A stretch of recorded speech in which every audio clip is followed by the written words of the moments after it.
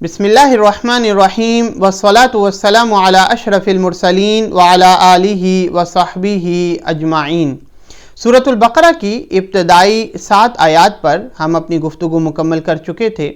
جس میں اللہ رب العزت نے متقین کا ذکر کیا اور اس کے بعد 2 آیات میں کفار کا ذکر ہوا۔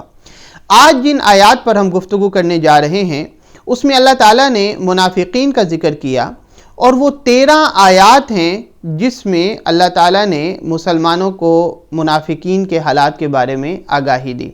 اگرچہ اس سے پہلے 2 آیات میں کفار کا ذکر ہوا۔ اس کی وجہ واضح ہے کہ جو کافر ہے، جو آپ کا کھلا دشمن ہے، جو آپ کے خلاف جنگ لڑ رہا ہے، اس کی سازشوں سے اور اس کے حملوں سے بچنا بنسبت منافقین کے آسان ہوتا ہے، کیونکہ جو منافق ہے وہ اپنے دل میں نفاق رکھتا ہے، وہ اپنے دل میں کفر رکھتا ہے، اور بظاہر آپ کے سامنے وہ اسلام کا اظہار کرتا ہے تاکہ وہ آپ کو نقصان پہنچائے، اور آپ کی جو پلاننگ ہے اور خفیہ تدابیر ہیں ان کو دشمنوں تک پہنچائے اور دشمنوں کے ذریعے بھی آپ کو نقصان پہنچائے۔ اللہ تعالیٰ نے اسی وجہ سے قرآن پاک میں سورۃ النساء میں منافقین کے بارے میں کہا، ان المنافقین فی الدرک الاسفل من النار، کہ جو منافق ہیں وہ دوزخ کے سب سے نچلے درجے میں ہوں گے۔ اللہ تعالیٰ نے انہی منافقین کے بارے میں یہاں پر ارشاد فرمایا، وَمِنَ النَّاسِ مَن يَقُولُ آمَنَّا بِاللَّهِ، کہ لوگوں میں سے بعض ایسے بھی ہیں جو یہ کہتے ہیں آمنا باللہ، کہ ہم اللہ پر ایمان لائے، وبالیوم الآخر، اور ہم آخرت پر بھی ایمان رکھتے ہیں، وما ہم بمؤمنین، اللہ تعالیٰ نے فرمایا کہ یہ مومنین نہیں ہیں، یہ ایمان والے نہیں ہیں۔ اس کی کیا وجہ ہے کہ وہ ایمان والے نہیں ہیں؟ کہ وہ جس رب کے بارے میں کہہ رہے ہیں کہ ہم اللہ پر ایمان لائے، اس رب کے بارے میں ان کا عقیدہ یہ ہے کہ جو نفاق ہمارے دلوں میں چھپا ہوا ہے، ہم بظاہر اسلام کا اظہار کر رہے ہیں لیکن ہم اندر سے کافر ہیں، یہ کفر اللہ پر عیاں نہیں ہے، اللہ جانتا نہیں ہے، اور منہ سے وہ کہہ رہے ہیں کہ ہم اللہ پر ایمان لاتے ہیں۔ اور دوسری وجہ یہ ہے کہ انہوں نے کہا کہ ہم اللہ پر ایمان لائے، ہم یوم آخرت پر ایمان لائے، لیکن انہوں نے یہ نہیں ذکر کیا اور یہ عقیدہ ان کا نہیں تھا کہ وہ آقا علیہ الصلوۃ والسلام پر بھی ایمان لاتے ہیں اور ان کو آخری نبی مانتے ہیں، کیونکہ اللہ پر ایمان لانا اور اللہ کو ایک ماننا یہ تب معتبر ہوتا ہے، یہ تب مقبول ہوتا ہے جب اس کو نبی کے ذریعے مانا جائے۔ اگر نبی کے واسطے کے بغیر کوئی اللہ کو ایک مانتا پھرے اور وہ آخرت پر بھی یقین رکھتا پھرے،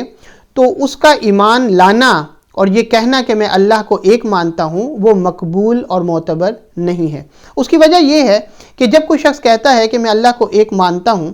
اس ایک کا تصور اس کے ہاں کیا ہے؟ کیا اس کا تصور ایک ہونے کا وہ ہے جو یہودیوں کے ہاں ہے کہ وقالت الیہود عزیر ابن اللہ، یہودی اللہ کو ایک بھی مانتے ہیں لیکن ان کے ہاں ایک کا تصور یہ ہے کہ حضرت عزیر علیہ السلام وہ اللہ کے بیٹے ہیں؟ کیا ایک کا تصور ہمارے ہاں یہ ہے کہ جو نصارہ اور عیسائیوں کے ہاں ہے، وقالت النصارى المسیح ابن اللہ، کہ وہ اللہ کو ایک بھی مانتے ہیں لیکن ان کے ہاں ایک ہونے کا تصور یہ ہے کہ حضرت عیسیٰ علیہ السلام اللہ کے بیٹے بھی ہیں، اور ان کے ہاں عقیدہ تثلیث بھی ہے جس کو ٹرینٹی آپ کہتے ہیں، ایک میں 3 اور 3 میں 1۔ کیا اس تصور کے ساتھ اللہ کو ایک مانا جاتا ہے؟ تو لہٰذا اللہ ایک ہے، وہ کون سا ایک ہے؟ ایک کی بہت ساری قسمیں ہیں، واحد عددی بھی ہوتا ہے، واحد نوعی بھی ہے، واحد جنسی بھی ہے، ایک کی تو بہت ساری قسمیں ہیں۔ اللہ کون سا ایک ہے؟ اللہ واحد حقیقی ہے، اور اس کی حقیقت کو تو کوئی جان نہیں سکتا کیونکہ وہ سبحان ہے، وہ پاک ہے، وہ اس چیز سے بھی پاک ہے کہ کوئی اسے پہچان سکے۔ اس وجہ سے اس نے اپنے نبی کو بھیجا، آقا علیہ الصلوۃ والسلام کو بھیجا کہ تم میرے نبی کو دیکھ کر اس کی بات پر یقین کرو، وہ جو کہتا ہے کہ اللہ ایک ہے تو وہ بیان کر رہا ہے کہ میرا مولا واحد حقیقی ہے، اس کی یہ صفات ہیں، وہ یوم جزا کا مالک ہے، وہ رحمان ہے، وہ رحیم ہے۔ اس تصور کے ساتھ اگر اللہ کو ایک مانا جائے تو پھر وہ مسلمان بندہ کہلاتا ہے۔ اگر کوئی سائنٹسٹ ہے اور کوئی فلسفر ہے اور وہ تحقیق کرتا اس نتیجے پر پہنچ جاتا ہے کہ کوئی ہے جو اس کائنات کو چلانے والا ہے، اور وہ یہ بھی یقین کر لیتا ہے کہ کوئی ایک ہی ہے جو اس کائنات کو چلا رہا ہے، اور وہ اس ایک پر یقین بھی کرتا ہے، وہ اس پر ایمان بھی لے آتا ہے، وہ یہ مان جاتا ہے کہ اللہ کی ذات ہے اور وہ اس کائنات کو چلا رہی ہے اور وہ ایک ہے، اس کے باوجود وہ مسلمان نہیں ہوگا، کیونکہ مسلمان ہونے کے لیے شرط ہے کہ وہ آقا علیہ الصلوۃ والسلام پر بھی ایمان لائے اور حضور کو بھی نبی مانے، اور جو حضور نے ایک کا تصور بیان کیا ہے اس واحد حقیقی پر یقین رکھے۔ اس کی وجہ یہ ہے کہ جب آپ اگر میتھمیٹیشنز جو ہیں اور ایکسپرٹ ہیں جو میتھ کے، اگر آپ ان کو پڑھیں تو ان کے ہاں ہر شے کی تعریف لکھی ہوتی ہے، تو اگر ان سے پوچھا جائے کہ ایک کی تعریف کیا ہے تو وہ لکھتے ہیں نصف الاثنین، کہ ایک کی تعریف یہ ہے کہ دو کا آدھا، یعنی ہاف آف ٹو۔ تو اللہ پاک جو ہے وہ تو اس تصور سے پاک ہے کہ وہ کسی کا آدھا ہے، لیسا کمثلہ شیء، اس جیسی تو کوئی شے نہیں ہے کہ آپ کسی کی مثال دے سکیں۔ تو لہٰذا اللہ پر ایمان لانا تب مقبول ہوگا جب آقا علیہ الصلوۃ والسلام کے واسطے سے اللہ پر ایمان لایا جائے۔ آگے اللہ تعالیٰ نے ارشاد فرمایا یخادعون اللہ والذین آمنوا، کہ وہ جو منافق لوگ ہیں جو یہ کہتے ہیں کہ ہم اللہ پر ایمان لائے ہیں، ہم آخرت پر ایمان لائے ہیں، جن کے بارے میں اللہ تعالیٰ نے فرمایا وہ مومنین نہیں ہیں ان کے نفاق کی وجہ سے، کیونکہ وہ منافق ہیں، اللہ تعالیٰ نے فرمایا یخادعون اللہ، وہ اللہ کو دھوکہ دینے کی کوشش کرتے ہیں، والذین آمنوا، اور جو ایمان لائے ہیں ان کو دھوکہ دینے کی کوشش کرتے ہیں۔ یہاں پر اللہ تعالیٰ نے فرمایا کہ وہ اللہ کو دھوکہ دینے کی کوشش کر رہے ہیں، حالانکہ اللہ کو تو کوئی دھوکہ نہیں دے سکتا، اور نہ وہ اللہ کو دھوکہ دینے کی کوشش کر رہے تھے، وہ آقا علیہ الصلوۃ والسلام کو دھوکہ دینے کی کوشش کر رہے تھے۔ لیکن اللہ تعالیٰ نے فرمایا کہ جو حضور کو وہ دھوکہ دینے کی کوشش کر رہے تھے وہ حضور کو نہیں کر رہے تھے، وہ حقیقتاً جو حضور کو دھوکہ دینے کی کوشش کرے گا وہ ایسے ہی ہے جیسے اس نے اللہ کو دھوکہ دینے کی کوشش کی۔ اس وجہ سے قرآن پاک اگر ہم پڑھیں تو اللہ تعالیٰ نے جا بجا ایسی آیات نازل فرمائیں جس میں فرمایا مثلاً من یطع الرسول فقد اطاع اللہ، کہ جو رسول کی اطاعت کرے وہ ایسے ہی ہے جیسے اس نے اللہ کی اطاعت کری۔ لوگوں نے آقا علیہ الصلوۃ والسلام کے ہاتھ پر بیعت کی، اللہ نے فرمایا ان الذین یبایعونک انما یبایعون اللہ، محبوب یہ جن لوگوں نے آپ کے ہاتھ پر بیعت کی ہے یہ آپ کے ہاتھ پر بیعت نہیں کی، یہ اللہ کے ہاتھ پر بیعت کی ہے۔ تو آقا علیہ الصلوۃ والسلام سے جو تعلق ہے بیسیکلی وہ تعلق باللہ ہوتا ہے۔ آپ نے جس جہت کا تعلق اللہ سے استوار کرنا ہوتا ہے وہی تعلق آقا علیہ الصلوۃ والسلام کی ذات سے استوار کیا جائے۔ اللہ سے محبت کا تعلق اختیار کرنا ہے تو آقا علیہ الصلوۃ والسلام سے محبت کی جائے۔ اللہ پاک کی اطاعت کرنی ہے، اس کا حکم بجا لانا ہے، وہ کس طرح حکم بجا لانا ہے، کس طریقے سے لانا ہے۔ اللہ نے فرمایا نماز قائم کرو، نماز کیسے قائم کرنی ہے، وہ حضور نے جو طریقہ بتایا ہے اس طریقے پر چلیں گے تو وہ حکم پورا ہوگا، وہ اللہ کی اطاعت پوری ہوگی۔ تو حضور کی اتباع میں اللہ کی اطاعت مکمل ہوتی ہے، سوائے ایک تعلق کے، وہ تعلق عبادت ہے، وہ عبادت صرف اللہ کے لیے ہے۔ اس کے علاوہ جو تعلق انسان نے اللہ پاک سے قائم کرنا چاہتا ہے وہ تعلق آقا علیہ الصلوۃ والسلام کے ساتھ قائم کرے۔ وہ اللہ پاک کا ادب کرنا چاہتا ہے تو اللہ تعالیٰ تو پاک ہے کہ اس کا کوئی ادب کرے۔ وہ کیسے ادب کیا جائے؟ فرمایا کہ وہ میرے محبوب کا ادب کر لو تو وہی میرا ادب ہے۔ یا ایھا الذین آمنوا لا تقدموا بین یدی اللہ ورسولہ، تو حضور کا اگر ادب قائم کر لیں گے تو وہ ایسے ہی ہے کہ وہ اللہ کا ادب کر رہے ہیں۔ آگے فرمایا وما یخدعون الا انفسهم وما یشعرون، یہ جو لوگ ہیں جو اللہ کو دھوکہ دینے کی کوشش کر رہے ہیں، جو ایمان والوں کو دھوکہ دیتے ہیں، ان کو دھوکہ دینے کی کوشش کر رہے ہیں، فرمایا کہ وما یخدعون الا انفسهم، وہ حقیقتاً وہ اپنے آپ کو ہی دھوکہ دے رہے ہیں، وما یشعرون، ان کو اس چیز کا شعور نہیں ہے۔ وہ اپنے آپ کو دھوکہ دے رہے ہیں کہ وہ رب جس کے بارے میں کہہ رہے ہیں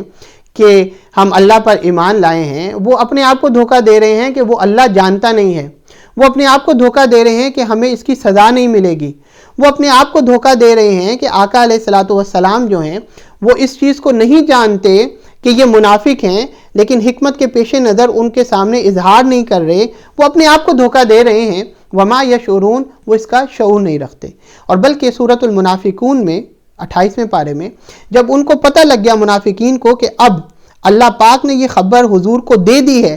کہ ہم منافق ہیں، اس کے باوجود وہ آ کے حضور کے سامنے شہادت دیتے تھے کہ نہیں، ہم یہ شہادت دیتے ہیں کہ آپ اللہ کے رسول ہیں، اذا جاءک المنافقون قالوا نشهد انک لرسول اللہ، وہ منافق حضور کے پاس آ کے یہ گواہی دیتے تھے، یہ قسمیں کھاتے تھے، یہ شہادت دیتے تھے کہ ہم گواہی دیتے ہیں کہ آپ اللہ کے رسول ہیں۔ تو اللہ تعالیٰ نے فرمایا واللہ یعلم انک لرسول، محبوب اللہ جانتا ہے کہ آپ اس کے رسول ہیں، واللہ یشہد